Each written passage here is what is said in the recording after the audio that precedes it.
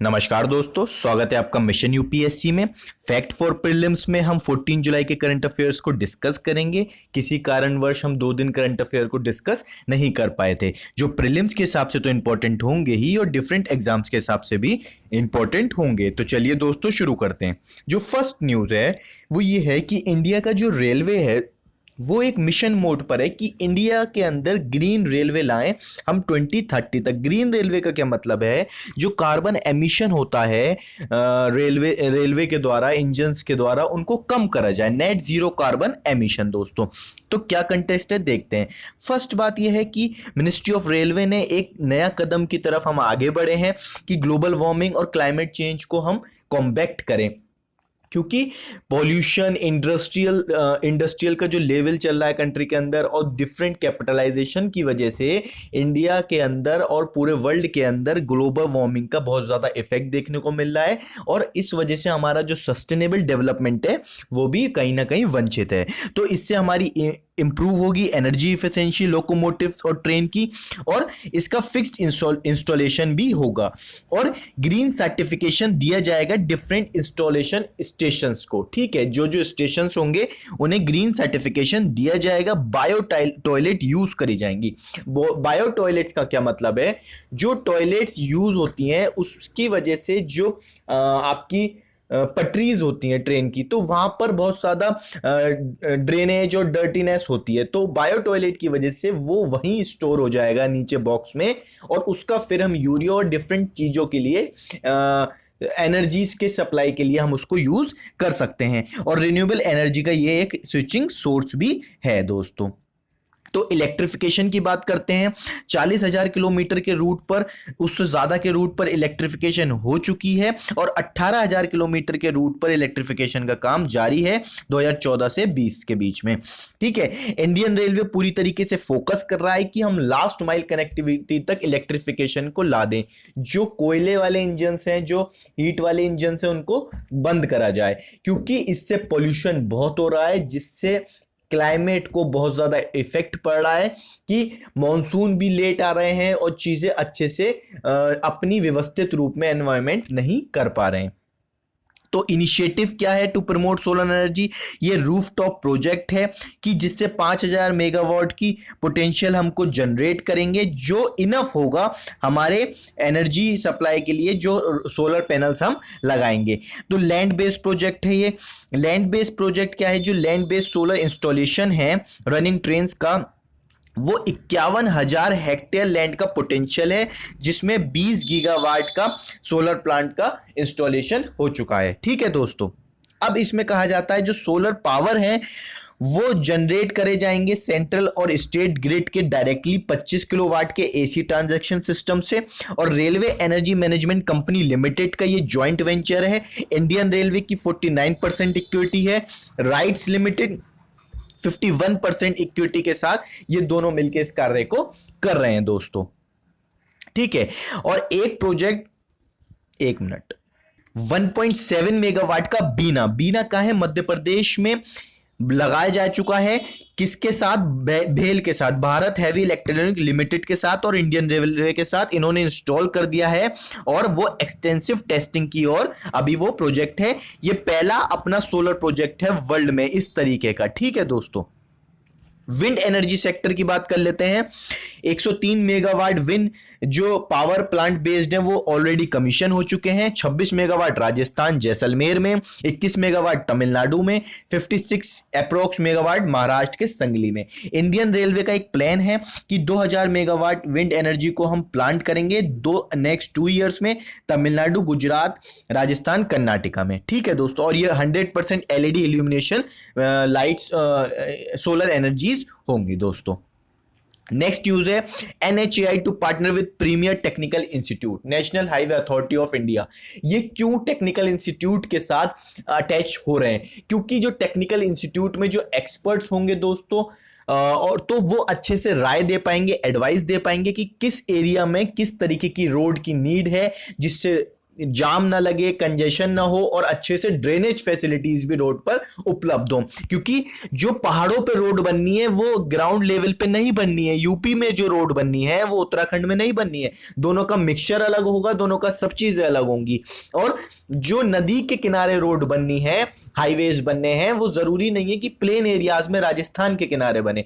तो हर चीज को हमें अच्छे से डेवलप करना है, इस वजह से ये पार्टनरशिप कर रहे हैं। Ministry of road transport and highway, reputed engineering colleges जो हैं आईआईटी एनआईटी से कोलैबोरेट कर रहे हैं, जिससे एनएच जो है, नेशनल हाईवे जो है, वो एक तरीके से अच्छे से सोशल रेस्पॉन्सिबिलिटी के तहत डेवलप हो सकें। दोस्तों ये क्या है, रोड इंफ्रास्ट्रक्चर इकोसिस्टम को एनहांस करेगा और ये जो स्टूडेंट और फैकल्टी जो हमको एडवाइस देंगे उस हिसाब से हम उस पर कार्य करेंगे।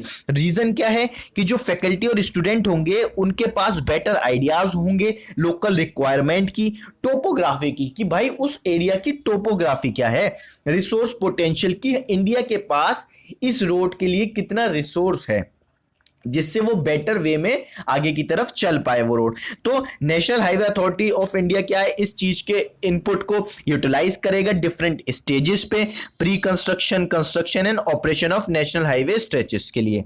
ठीक है, बेनिफिट क्या है, एक जो पार्टिसिपेशन है डिसेंट्रलाइजेशन अप्रोच का, मतलब डिसेंट्रलाइजेशन मतलब कि हम सबसे राय ले रहे हैं जो भी उस फील्ड के लोग हैं, जिससे हम अच्छे से डेवलपमेंट कर सकें। तो ये फायदा है डिसेंट्रलाइजेशन अप्रोच का।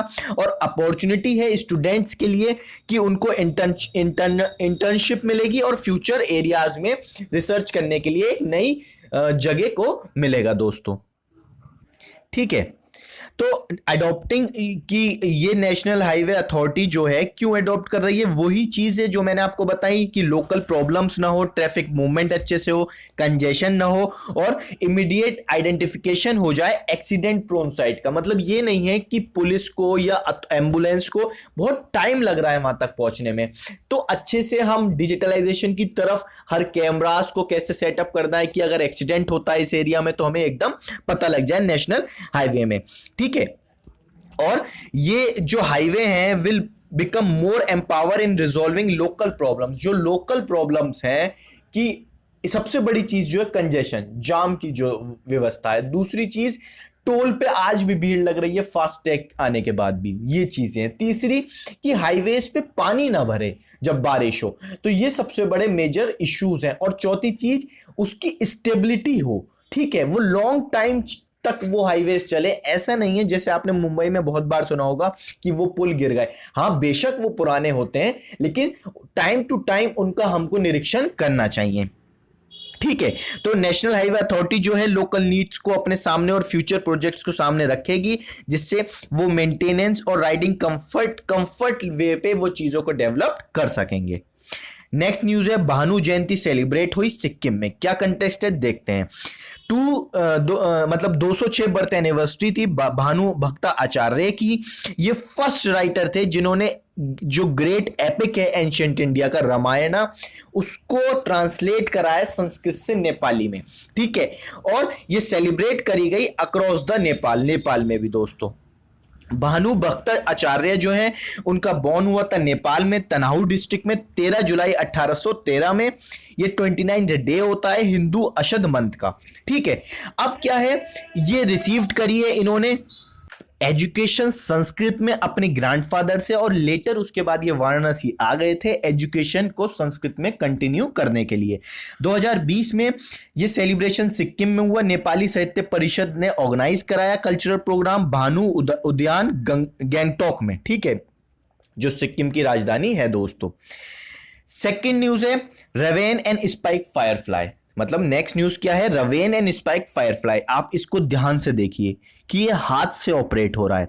ठीक है, अभी इसके बारे में हम डिस्कशन करेंगे। ये इंडियन आर्मी और मतलब जो डिफरेंट नेवीज हैं, ये तो कहीं बाहर की आर्मी है, शायद यूएस से है ये, एंड ये शायद इजरायली आर्मी है। ठीक है, तो इनके बारे में हम डिस्कस करते हैं। क्या है ये एक इन्फेंट्री है जो इंडियन आर्मी की इन्फेंट्री उसको हेल्प करेगी। डिफेंस एक्विजिशन काउंसिल ने रिमोटली कंट्रोल्ड, ध्यान से सुनिएगा, रिमोटली कंट्रोल्ड है ये, अनमेंड मतलब कोई इसमें इंसान की जरूरत नहीं है। एरियल व्हीकल, ठीक है, यूएस, यूनाइटेड स्टेट और इजराइल से हमने एक्वायर करे हैं। ये एरो विरोमेंट RQ-11 रेवन, ये क्या है? ये remotely controlled unmanned air vehicle है। अनमेंड किसी मैन की जरूरत नहीं है, रिमोटली कंट्रोल मतलब रिमोट से कंट्रोल होता है। लॉन्च विद हैंड मतलब हाथ से लॉन्च होगा। मैन्युफैक्चर करा गया एरोविरोमेंट के द्वारा, जो US California based defence contractor है। ये 500 फीट के एल्टीट्यूड पे फ्लाई कर सकता है ग्राउंड लेवल से with a speed of 45 to 97 kilometre per hour. ठीक है, तो आप सोच सकते हैं कितना यूजफुल होगा ये इंडियन आर्मी के लिए। और 10 किलोमीटर तक ये फ्लाई कर सकता है। स्पाइक फायरफ्लाई क्या है? ये जॉइंट वेंचर है इजरायली कंपनी का। राफेल एडवांस डिफेंस सिस्टम है, इजरायली मिनिस्ट्री ऑफ डिफेंस के द्वारा ये बनाया गया है। ये लोटरिंग कैपेसिटी है, can be carried by a shoulder as a part of his kit.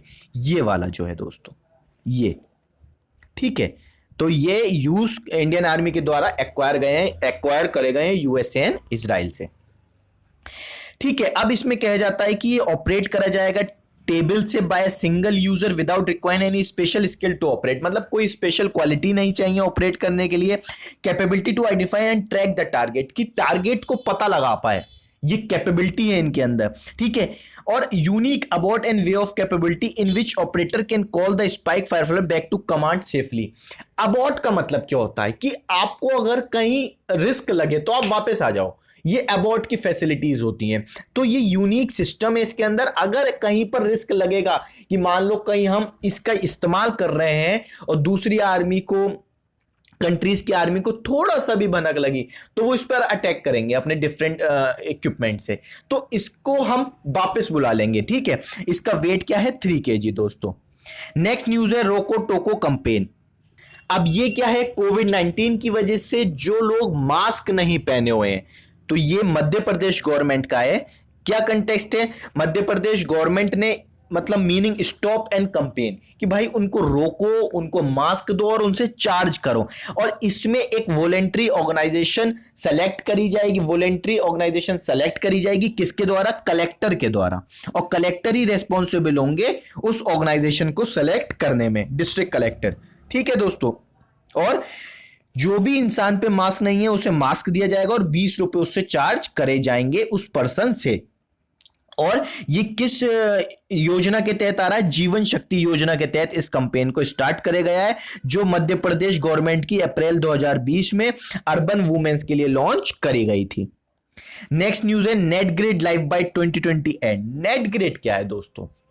मैं आपको सिंपल लैंग्वेज में समझाता हूं। मान लीजिए आप एक चीज कि कोई क्राइम मान लीजिए यूपी में हुआ, तो यहां का जो क्रिमिनल है, अब उस क्रिमिनल को पकड़ा जा रहा है।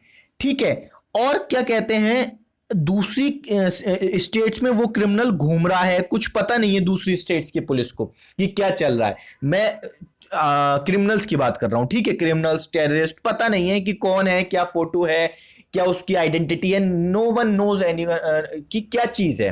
ठीक है, तो क्या होगा दोस्तों कि नेट ग्रिड क्या करेगा, जो भी क्रिमिनल्स होंगे या वो टेररिस्ट होंगे, तो उनको एक डाटाबेस पर ला देगा उस डिपार्टमेंट के कि उस स्टेट में कौन कौन क्रिमिनल्स हैं, तो वो पूरी कंट्री की पुलिस, इंटेलिजेंस सबको देखेंगे। तो ये एक बहुत अच्छी फैसिलिटीज है कि क्रिमिनल्स पर रोक लगाना, कि भाई जहां पर भी दिखे वहां पर उनको पकड़ो। ये नहीं है कि आप यूपी से भागकर तमिलनाडु चले गए, तमिलनाडु से भागकर आप कश्मीर आ गए, नहीं। आप गवर्नमेंट के पास, पुलिस के पास पूरा डाटा होना चाहिए कि कौन लोग किधर से मूवमेंट कर रहे हैं। ठीक है, तभी तो अपराध कम होंगे ना, जब हमें क्रिमिनल्स का पता लगेगा कर कौन रहा है ये। ठीक है, तो इसमें कहा जाता है नेशनल इंटेलिजेंस ग्रिड, जिसे हम नाट ग्रिड कहते हैं।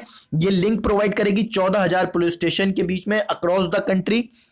एक ऑनलाइन डाटाबेस सेंट्रलाइज्ड होगा सिक्योरिटी इंटेलिजेंस एजेंसीज पे। एफआईआर क्या है, क्या बैंकिंग और टेलीफोन डिटेल्स क्या है उस सस्पेक्ट की, और स्टोलन व्हीकल, अगर व्हीकल चुराए तो तो पूरी डिटेल उसमें फीड होगी दोस्तों। बैकग्राउंड क्या है कि अभी क्या होता है कि टेलीफोनिक कम्युनिकेशन से कि इस पुलिस स्टेशन की पुलिस उस पुलिस स्टेशन को कॉल करेगी कि ऐसे ऐसे बात हुई है। तो ये जो चीजें हैं ये बहुत ओल्ड है, ट्रेडिशनल है, हमें डिजिटलाइजेशन की तरफ बढ़ना है। दूसरी चीज ईमेल सेंड करेगी, व्हाट्सएप करेगी, तो ये चीजें नहीं।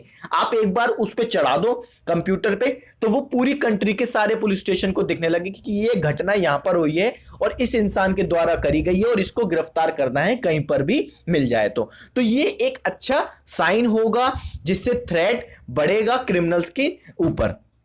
तो ये हमने शुरू करा था नाटग्रिड मुंबई अटैक के बाद से, 2008 के बाद से crime and criminals tracking network system ने इस्टेब्लिश करा था 2009 में कि डिजिटाइजेशन होना चाहिए पुलिस रिकॉर्ड का, और हर एक पुलिस रिकॉर्ड जो है दोस्तों वो आपस में लिंक्ड होने चाहिए अक्रॉस द कंट्री। तो ये मेमोरेंडम ऑफ अंडरस्टैंडिंग साइन हुआ है 2020 में। नेटग्रिड डाटाबेस जो CCTNS है वो मेंटेन करेगा, और sharing of data is not available. आप जाके मांगेंगे कि भाई हमें डाटा दे दीजिए तो नो, ये पुलिस की पब्लिक सिक्योरिटी के लिए डाटा है तो वो किसी को नहीं दिया जाएगा। और NATGRID will provide sharing of sensitive data between the security and the intelligence agency. जो इंटेलिजेंस एजेंसी है, रॉ, CBI, इनको भी ये डाटा दिया जाएगा अगर ज्यादा सिक्योरिटी लेवल को खतरा है तो दोस्तों। तो ये 14 जुलाई की करंट अफेयर्स थी। आज ही हम 15th की भी डिस्कस करेंगे और 16 की भी करेंगे। इसकी जो PDF है आपको टेलीग्राम चैनल से मिल जाएगी, आप वहां पर ज्वाइन हो सकते हैं, उसका लिंक डिस्क्रिप्शन बॉक्स में दे रखा है। मैं इस लेक्चर को यहीं पे कंक्लूड करता हूं। Thank you everyone.